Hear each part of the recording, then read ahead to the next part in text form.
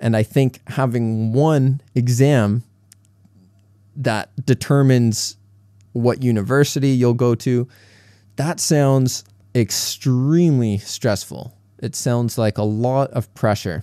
What's up, everyone? I'm Carter from What's Up English. And if you're a student in grade school or university, or if you're a parent with kids in school, or even if you are not in school and you just want to learn how to talk about school, then this podcast will be super useful for you because we are going to talk about school and learn a ton of useful words and phrases that you can use to talk about school. So first, I will start this podcast with my own personal experience with school. And then we will talk about the school system in general in Vietnam, how it works. After that, we will talk about the differences between school in Canada and school in Vietnam. Like, what are the differences in the school system? What are the cultural differences? Like, for example, do we have strict testing in Canada?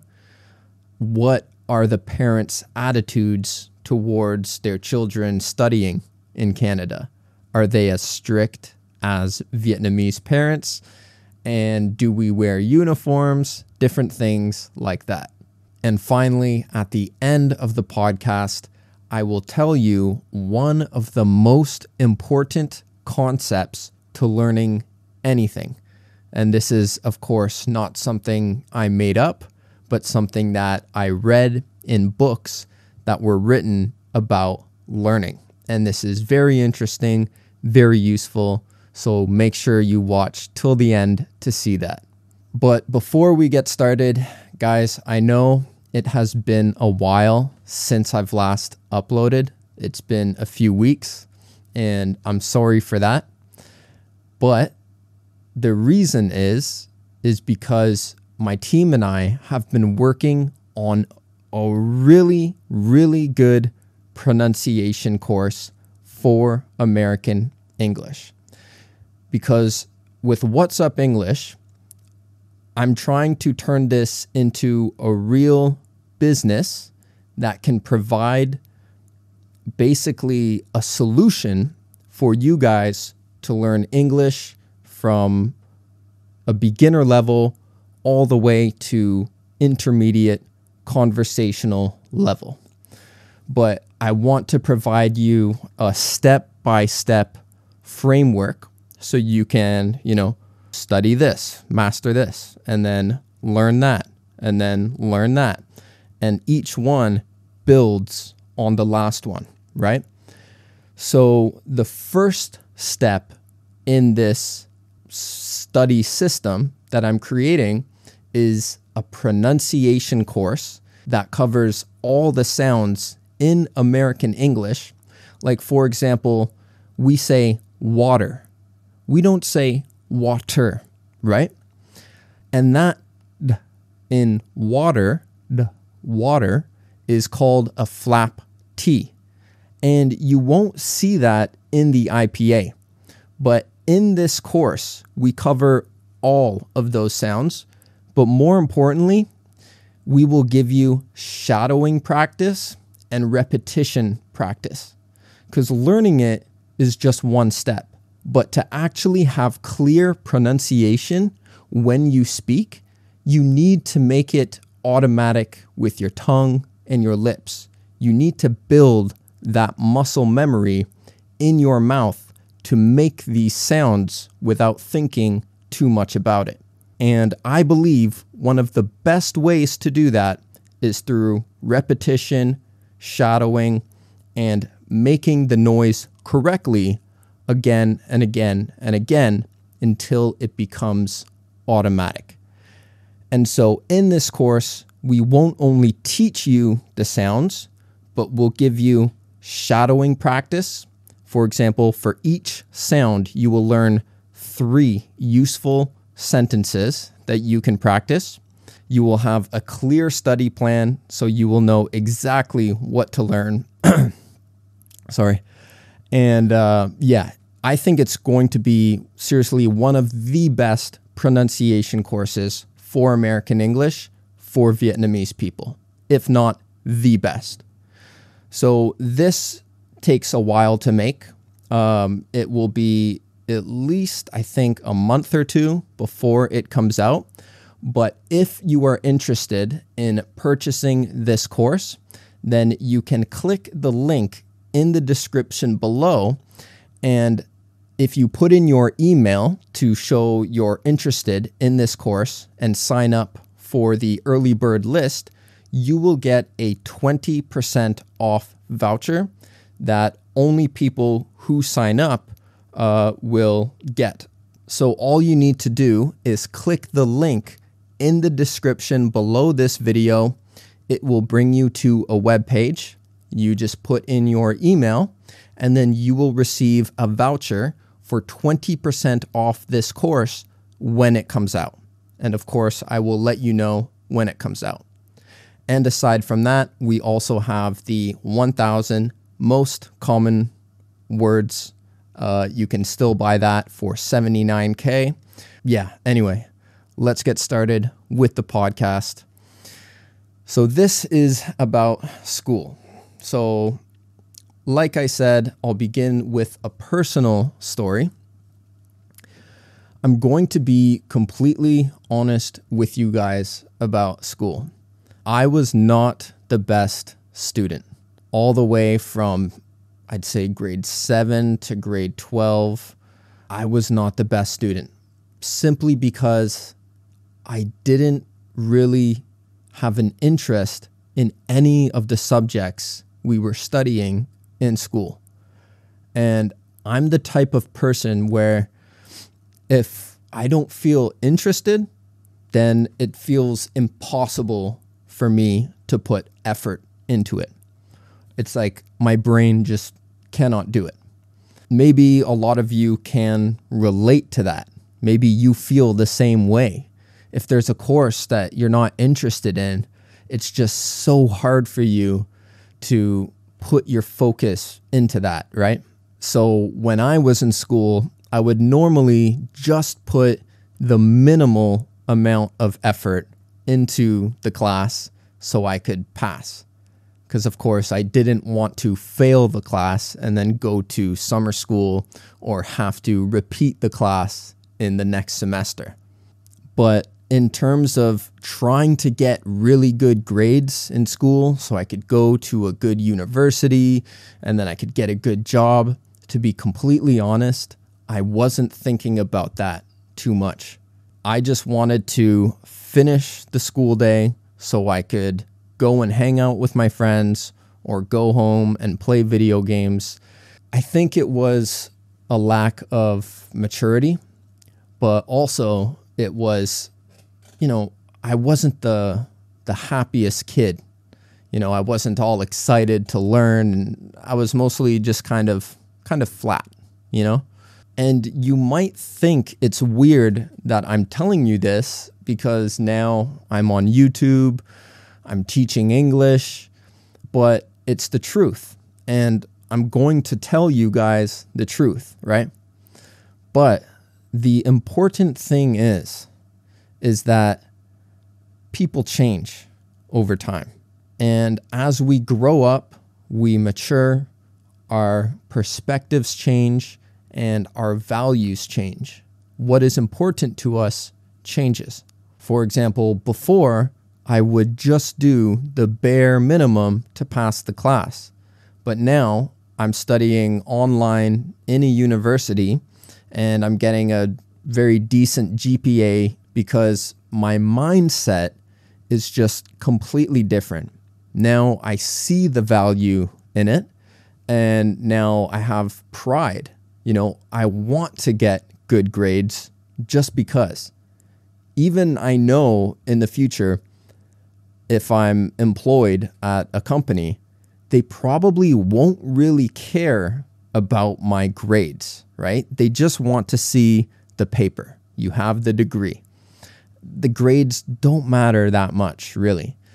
But still, for my personal reasons, I want to get good grades because I'm paying for this and I want to learn what they're teaching me. And so growing up, maturity, mental health, whether you're happy or depressed, they play a huge role in how well you do in school. I really believe that.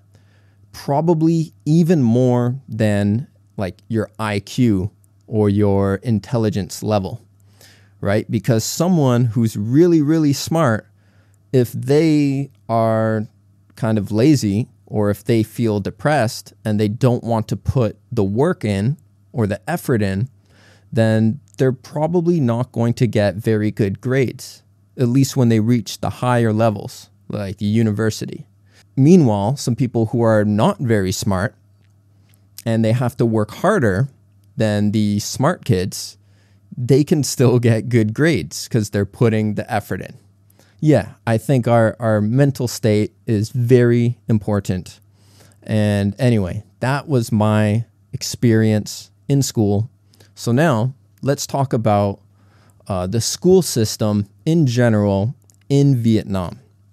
So the school system begins with preschool, and this is when the kids are around 3 or 4 years old. There's also the word nursery, which is more common in England, but because I'm Canadian, we use North American English, so the words I use will be the common words in North America. If you know some other words, then that's possible they are common in England, but in this podcast, we'll use words common in North America. So yeah, kids begin with preschool when they're 3 or 4 years old, and the purpose of preschool is not really to learn, but to help the kids build their social skills, emotional skills, and just basic cognitive skills to function as a human being, right? And then in Vietnam, when they're around 4 to 6 years old, so from 4 to 6 years old, they go to kindergarten. In kindergarten, there's a more structured approach, a more academic approach to prepare the kids for going into grade school, to prepare them for grade 1. Now, preschool and kindergarten are not compulsory in Vietnam. You don't have to send them there, but from what I've heard, pretty much all kids go to preschool and kindergarten because their parents are working, and it's also a way for them to be taken care of, right?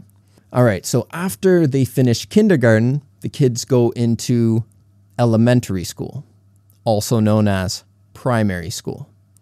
And in Vietnam, primary school are grades 1 to 5. Yes, 1 to 5.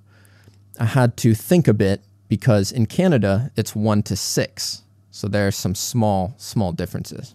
After they finish elementary school, they go into middle school, also known as junior high. But again, in Canada, we usually say middle school. So middle school in Vietnam are grades 6, 7, 8, and 9.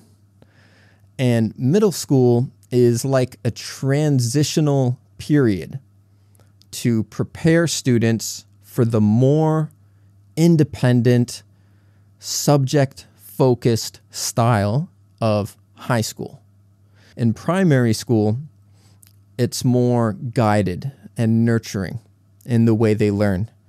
But high school is much more independent, and there's a lot more pressure, and you're more focused on particular subjects.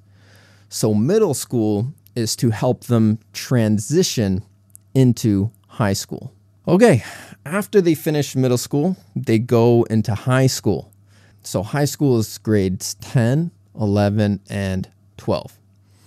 And from what I've heard from the people I've talked to is there's a ton of pressure in high school because you need to get good grades and you need to do well on the national exam. I can't remember the name. Yeah, on the national exam or the university entrance exam in order to get into a good university. And it's very competitive. So in high school, a lot of students are stressed out. They're under a lot of pressure because they want to get accepted into a good university. All right. Before I talk about the differences between Canada and Vietnam, I want to go over some job titles that might be useful for you. Okay, so we have the principal of the school. Then there's the vice principal. Of course, we have teachers. And one very prominent role in schools here in Vietnam is being the homeroom teacher. So homeroom teacher, there are academic officers, librarians. In Vietnam, they have security guards. So there are a lot of different staff members that make up the overall staff of the school. Okay, so now let's move on to the differences between schools in Vietnam and schools in Canada. First, let's talk about classrooms. So in Vietnam, especially the urban areas like inside the city, in public schools, classes are usually between 40 to 50 students, while in Canada, they are around 20 to 30 students. Because, of course, in Canada, we have way fewer people. There is about 37 million people in Canada, in a much larger country, while Vietnam is much smaller with 100 million people. So class sizes are going to be bigger for sure. In Vietnam, classes normally have the lớp trường, right? The lớp trường. In Canada, we also had these. They were called a class monitor or a class leader. But to be honest, the role that they had was not as serious as the class monitors here in Vietnam. Like in Vietnam, the class leader has a lot of roles to do, and they are expected to be a role model. But when I was in school, it wasn't a big thing, to be honest. I think in high school, we didn't even have any class leaders in any of the classes. If there was a class monitor, their job was basically just to tell on the kids if they did something bad. They would just look for you to do, something like, oh, he's cheating, or, he just threw this thing at this student, and that's what they would do. Another thing about classrooms in Vietnam versus Canada, I read online that in Vietnam, the way they teach, the focus is more on the teacher, while in Canada, the focus is more on the students, and they want more participation and interaction. But I'm not really sure how true this is, because I think it really depends on the teacher. I've seen classes here in Vietnam where they had plenty of interaction and participation with the students. And I've seen classes where it's just the teacher talking and students writing. But I've also seen both ways in Canada as well. When I was in school, some teachers would just talk and you take notes. And then some other classes were much more fun. You could do other things. So I think it's hard to generalize Vietnam is more like this than Canada, because it really depends on the teachers. But maybe in general, Vietnam is a bit more teacher focused. That could be possible. All right, so the next thing we'll talk about is exam pressure on students. The pressure to do well in exams. So for sure, the education system in Vietnam puts a lot more emphasis and importance on exams than Canada and the West in general. Like in Vietnam, the mark you get on your exam plays a big role into what university you'll get into. But in Canada, universities, they look at your overall grades in grades 11 and 12, the last 2 years of high school. And there's no one exam in Canada that will get you into universities. They look at your overall grades, and your grades are based on projects, assignments, participation, and exams.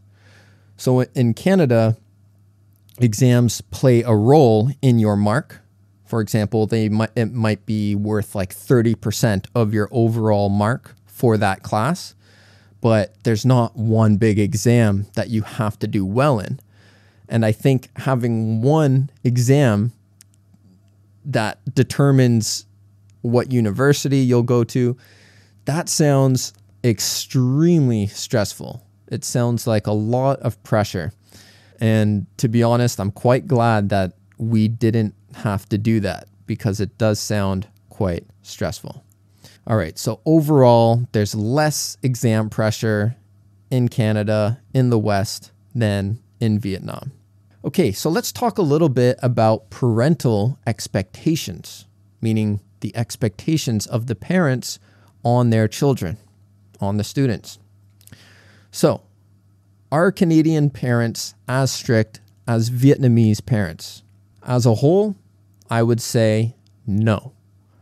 In fact, when I was growing up in Canada, we would often make jokes about how strict Asian parents are compared to everyone else and how much they value education. So when I was in school, there were a lot of kids whose parents were immigrants because it's Canada. There are people from everywhere. Like in my class, they would have kids from China, kids from Japan, kids from India, from Pakistan, from Iran, from so many different countries. But they were usually born in Canada, but their parents came from their respective countries. And I remember these parents would often put their kids in extracurricular tutoring things like Kumon, for example. Many students in my classes went to Kumon, which taught them math, and it helped a lot. They got by far the best grades in the class for math.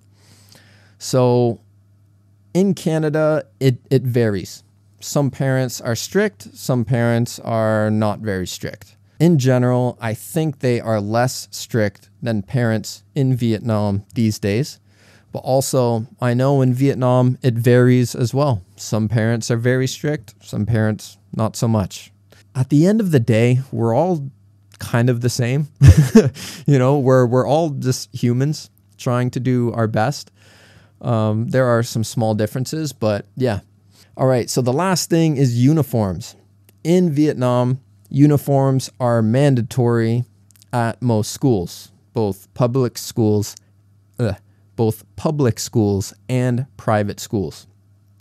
Now, these uniforms are usually a light-colored shirt with dark pants. In Canada, uniforms are not nearly as common.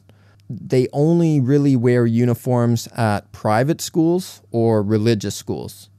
But when I went to a public school, I never had to wear any uniform or anything like that. So in Canada, we don't have uniforms, but we do have like a dress code.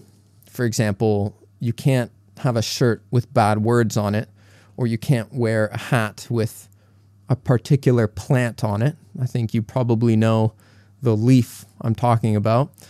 If you wore those, they would maybe send you home to change, or they would just make you take it off. But that's about it. Okay, guys. The last part of this podcast, I want to tell you the most important concept for learning.